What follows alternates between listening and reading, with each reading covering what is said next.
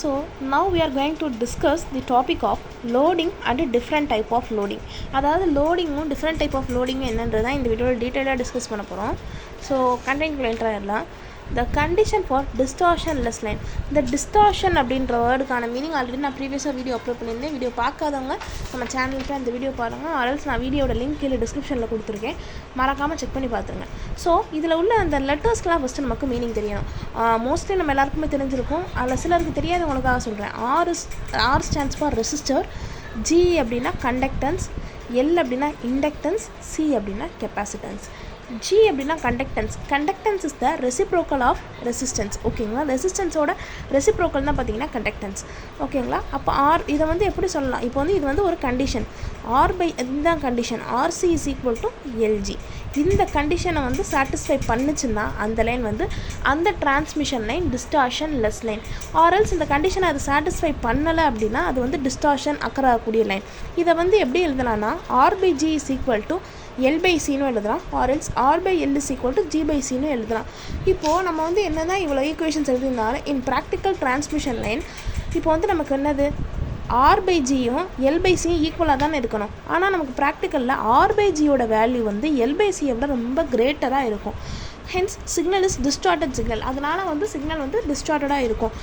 சரி, ஓகே, டிஸ்டார்டடாக இருக்குன்னு சொல்லியாச்சு. டிஸ்டார்டடாக இருக்கக்கூடாதுன்னா என்ன கண்டிஷன் அப்படின்னு பார்த்தாச்சு. பட் ப்ராக்டிக்கலாக டிஸ்டார்டடாக இருக்குது. ஸோ டிஸ்டார்டடாக அவாய்ட் பண்ணுறதுக்கு என்னென்ன சொல்யூஷன்றதை பார்க்கலாம். டு ரெடியூஸ் த டிஸ்டார்ஷன்னா என்ன பண்ணால், டு ரெடியூஸ் ஆர்/ஜி, இந்த ஆர்/ஜியோட வேல்யூவை ரெடியூஸ் பண்ணணும். அதாவது ரெசிஸ்டன்ஸ் அண்ட் கண்டக்டன்ஸோட வேல்யூ எப்படி பண்ணணும்னா ரெடியூஸ் பண்ணணும். அதுக்கப்புறம் இண்டக்டன்ஸ் அண்ட் கெப்பாசிட்டன்ஸோட வேல்யூ வந்து இன்க்ரீஸ் பண்ணணும். இப்போது ரெசிஸ்டருக்கு இது எல்லாமே காமனான ஒரு வேல்யூ. இது ரெசிஸ்டரோட வேல்யூ 42.1. எப்படி நான் இதை சொல்கிறேன் அப்படின்னா, இந்த இதை எப்படி நான் சொல்கிறேன் அப்படின்னா 42.1 ஓம் பெர் கிலோமீட்டர், கண்டக்டன்ஸோட வேல்யூ 1.5 மியூ, கெப்பாசிட்டன்ஸோட வேல்யூ 0.062 மியூ, இண்டக்டன்ஸோட வேல்யூ 1 மெகாஹெட்ஸ். இது எல்லாத்தையுமே இந்த ஈக்குவேஷனில் ஆரோட வேல்யூ ஆரில், ஜியோட வேல்யூ இங்கே, எல்லோட வேல்யூ இங்கே, சியோட வேல்யூ இங்கே சப்ஸ்டியூட் பண்ணி பார்த்தோம்னா அடித்து கொடுத்து பார்த்தோம்னா வர்ற வேல்யூ வந்து ஆர்/ஜியோட வேல்யூ தான் ரொம்ப கிரேட்டராக இருக்கும் கம்பேர் டு எல்/சி. இதனால தான் வந்து டிஸ்டார்ஷன் அக்கர் ஆகும் அப்படின்னு சொல்லிட்டு நான் கன்ஃபார்மாக சொல்கிறேன்.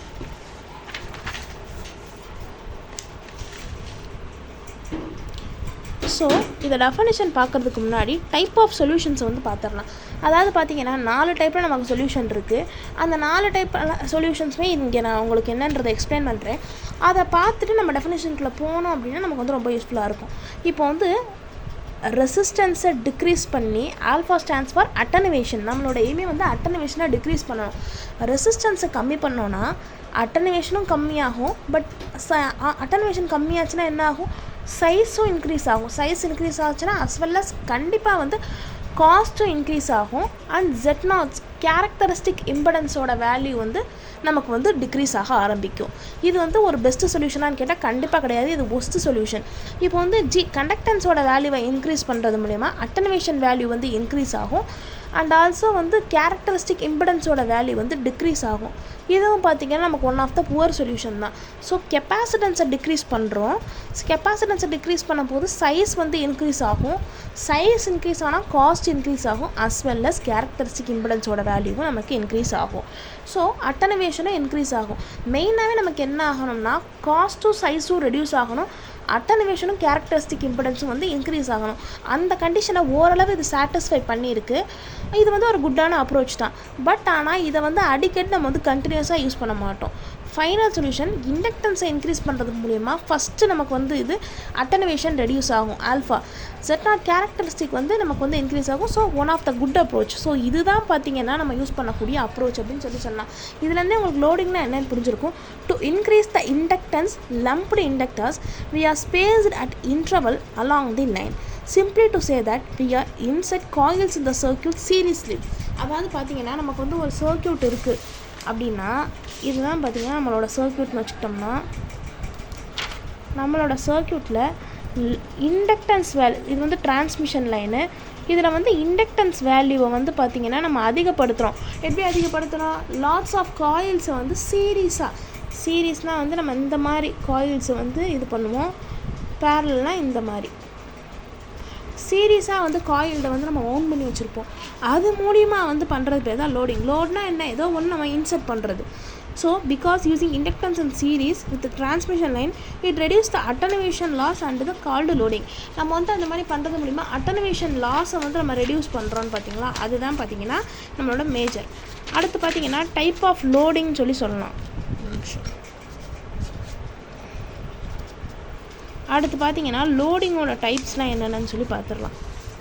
டைப்ஸ் ஆஃப் லோடிங்கில் வந்து கண்டினியூஸ் லோடிங் ஒன்று இருக்குது, லம்ப்டு லோடிங் ஒன்று இருக்குது. கண்டினியூஸ் லோடிங்னா என்னென்னு பார்த்தீங்கன்னா, iron or some other magnetic material is wound around the conductor to be loaded, thus increases the permeability of the surrounding medium. அயனோ அல்லது அது இல்லாமல் ஏதாவது ஒரு மேக்னெட்டிக் மெட்டீரியலோ வவுண்டட் அரவுண்ட் த கண்டக்டர். இது வந்து எனக்கு ஒரு டிரான்ஸ்மிஷன் லைன், இது ஒரு காப்பர் கண்டக்டரு.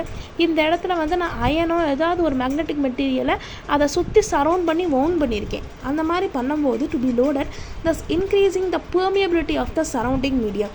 அந்த சுற்றி இருக்கக்கூடிய மீடியமோட பெர்மியபிலிட்டி வந்து இது இன்க்ரீஸ் பண்ணுது. பெர்மிட்டிவிட்டி பெர்மியபிலிட்டிலாம் சொல்லுவாங்க இல்லையா, அதை வந்து இன்க்ரீஸ் பண்ணுது அப்படின்னு சொல்கிறாங்க.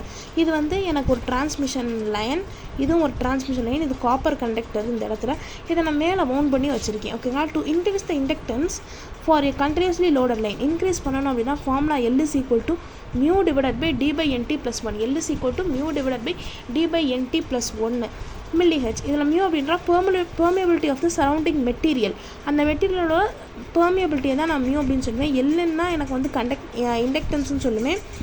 டி வந்து diameter of the copper material, இந்த காப்பர் மெட்டீரியலோட டயாமீட்டர் சொல்லுவேன். என்னன்ற நம்பர் ஆஃப் த லேயர்ஸ், எத்தனை லேயர்ஸ் காப்பர் வந்து எனக்கு வவுண்ட் பண்ணியிருக்காங்க. டி அப்படின்னா thickness of the per layer surrounding, அதை சுற்றி இருக்கக்கூடிய லேயருடைய சரௌண்டிங் தான் பார்த்தீங்கன்னா நான் திக்னஸ் அப்படின்னு சொல்லுவேன்.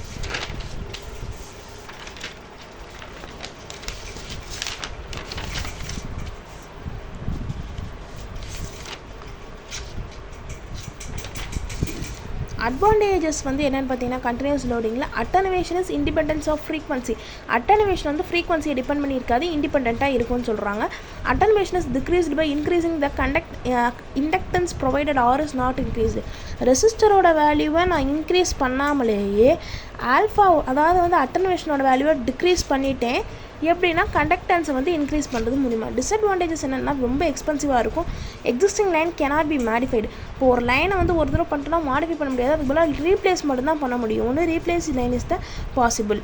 அடுத்து வந்து லம்ப்டு லோடிங்னா என்னென்னா இன்சர்ட் பண்ணுறேன்னா என்னென்னா ஒரு பர்டிகுலர் யூனிஃபார்ம் இன்டர்வலில் I need to insert some coil, அதை தான் வந்து பார்த்தீங்கன்னா லம்ப்டுன்னு சொல்லுவாங்க. லம்பாக வந்து இன்சர்ட் பண்ணியிருக்கோம் அப்படின்னு சொல்லுவாங்க இல்லையா, அதுதான். இந்த inductance of a transmission line can be increased by inserting the lumped conductors in the uniform intervals along the transmission line is called lumped loading. இதுதான் lumped loading ஓட diagram. அப்படி இல்லைனா எப்படி டிஃபைன் பண்ணலான்னா the conductance of the line all can be increased by the introduction of the loading coil at uniform intervals. lumped line behave like a low pass filter. low pass filter and high frequency எல்லாமே omit பண்ணிட்டு low pass filter எல்லாமே இது பண்ணும், low frequency எல்லாமே allow பண்ணும். the method of loading is limited to the practical frequency cut off, particular frequency cut off. அதாவது வந்து பார்த்தீங்கன்னா கட் ஆஃப் ஃப்ரீக்வன்சிக்கு மேலே போச்சுன்னா இதான், அதை நான் அடுத்து எக்ஸ்பிளைன் பண்ணுறேன். அடுத்து வந்து அட்வான்டேஜஸ் வந்து காஸ்ட் வந்து ரொம்ப கம்மியாக இருக்கும். Existing line can B modified. Existing லைனை வந்து மாடிஃபை பண்ணிக்கலாம், பட் வந்து நம்ம கண்டினியூஸில் வந்து பார்த்திங்கன்னா எக்ஸிஸ்டிங் லைனை வந்து மாடிஃபை பண்ண முடியாது. ஸோ அட்டனுவேஷன் ஃப்ரீக்வன்சி கேரக்டரிஸ்டிக் அப்படின்னா பார்த்தீங்க, இதை வந்து ஒரு டயக்ராம். இது என்னென்னா இந்த சைடு வந்து ஒய் ஆக்சிஸில் அட்டனுவேஷன் எடுத்துக்கிறேன், எக்ஸ் ஆக்சிஸில் ஃப்ரீக்வன்சி எடுத்துக்கிறேன். இந்த டாட்டாக வச்சுக்கிறது பார்த்தீங்கன்னா கட் ஆஃப் ஃப்ரீக்வன்சி. ஃபஸ்ட்டு வந்து அன்லோடட் அப்படின்னா அதில் வந்து அட்டனுவேஷன் வந்து ரொம்ப அதிகமாக இருக்குது. அதே பார்த்தீங்கன்னா கண்டினியூஸில் பார்த்தீங்கன்னா எனக்கு வந்து ஓரளவு கம்மியாக இருக்குது. லம்ப்டில் பார்த்தீங்கன்னா இந்த பர்டிகுலர் கட் ஆஃப் ஃப்ரீக்வன்சி வரையும் லோவாக இருக்குது, அதுக்கு மேலே போனோடனே அது வந்து எனக்கு இன்க்ரீஸ் ஆயிடுச்சு. ஸோ இதுதான் பார்த்தீங்கன்னா அட்டனுவேஷன் அப்படின்னு சொல்லி நமக்கு டீட்டெயிலாக நம்ம இந்த இதில் வந்து நமக்கு கொடுத்துருக்காங்க. ஸோ இந்த வீடியோ உங்கள் எல்லாருக்கும் பிடிச்சிருக்கும் அப்படின்னு சொல்லிட்டு நம்புகிறேன். ஸோ இந்த வீடியோவில் ஏதாவது டவுட்ஸ் இருந்துச்சு அப்படின்னா மறக்காமல் கமெண்ட்ஸில் மென்ஷன் பண்ணுங்கள். So loading and type of loading தான் ரொம்ப இம்பார்ட்டண்டான ஒரு கொஷின். ஸோ மறக்காமல் படிச்சிருங்க. ஸோ நெக்ஸ்ட் வீடியோவில் பார்க்கலாம்.